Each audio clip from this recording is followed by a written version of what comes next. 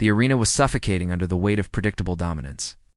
For nearly 300 days, the division had been held hostage by a reign of terror that felt absolute, a championship run that had turned hope into a scarce currency. The champion stood in the center of the ring, microphone in hand, bathing in the boos that had long since lost their venom and turned into resigned silence. She was listing the names of the women she had retired, the spirits she had broken, and the legacy she was building on the ashes of the past. The crowd wasn't angry anymore. They were defeated. The commentary team spoke in low, somber tones, acknowledging that perhaps there was truly no one left to challenge the throne. It was the kind of stillness that usually signals the end of a broadcast, a fading to black on a dark chapter. Then, the air pressure in the stadium seemed to drop. The massive LED boards surrounding the arena flickered once, twice plunging 20,000 people into sudden darkness. A low, vibrating hum began to rise from the floorboards, shaking the cameras and rattling the ringside barricades. Confusion rippled through the dark. Was this a technical failure? A production error? The champion in the ring squinted into the abyss, her confidence faltering for the first time in a year. Then, the sound hit. It wasn't music at first. It was a distorted, rhythmic heartbeat that echoed like thunder.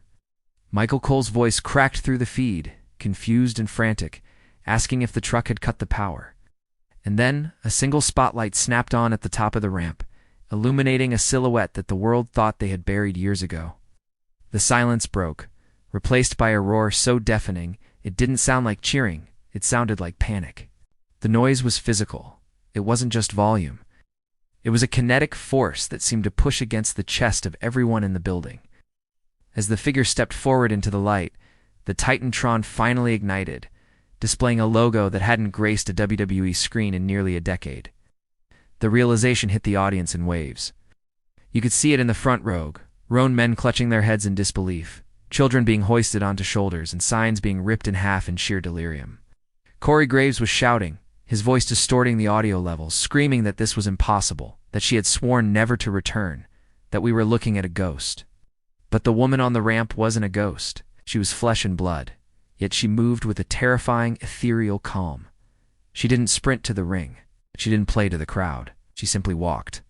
Her eyes were locked on the champion, unblinking, devoid of the joy usually associated with a return.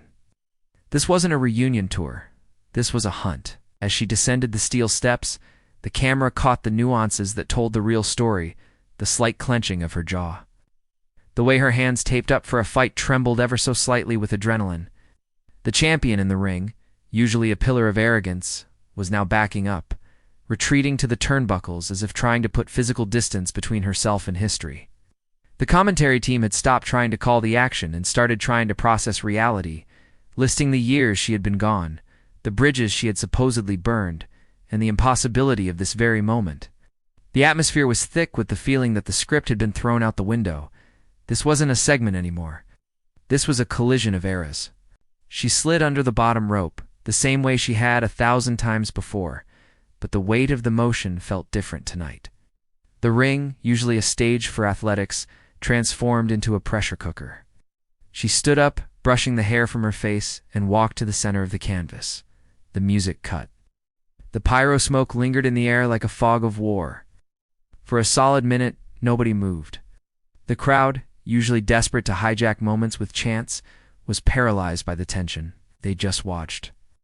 The returning legend stared at the champion, looking her up and down with a mixture of pity and disappointment. She didn't reach for a microphone. She didn't need to verbalize the threat because her presence was loud enough. The champion, attempting to regain her composure, stepped forward and raised the title belt high, shouting indistinguishable insults to break the tension. But the returnee just tilted her head. It was a subtle, psychological dismantling. She smirked a cold, calculated expression that told the world she wasn't impressed by the gold.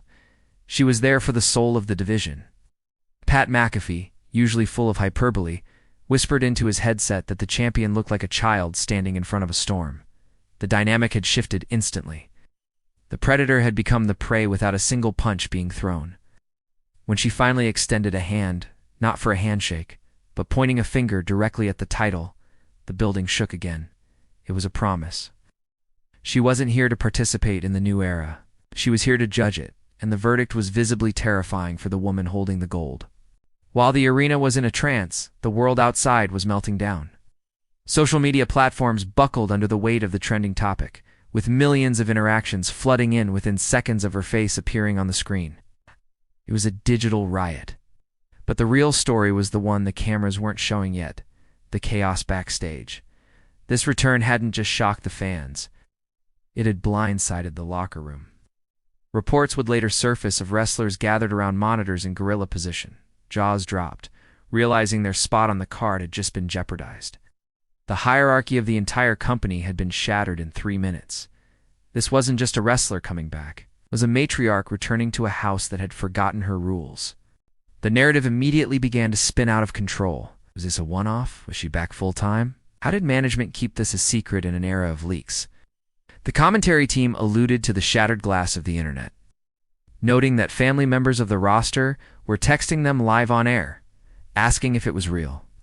The Champions faction, usually seen laughing and celebrating backstage, was shown in a brief cutaway looking frantic, arguing among themselves. The security team at ringside looked genuinely nervous, eyes darting between the ecstatic crowd and the volatile standoff in the ring. The return had created a vacuum of uncertainty. It blurred the lines between a scripted television show and a legitimate hostile takeover. The fan reaction transitioned from shock to a bloodthirsty roar, sensing that the comfortable, predictable ecosystem of the WWE was burning down in real time. As the show went off the air, the image froze on her face, a mask of complicated emotion. In the aftermath, as the adrenaline faded, the true weight of the moment began to settle.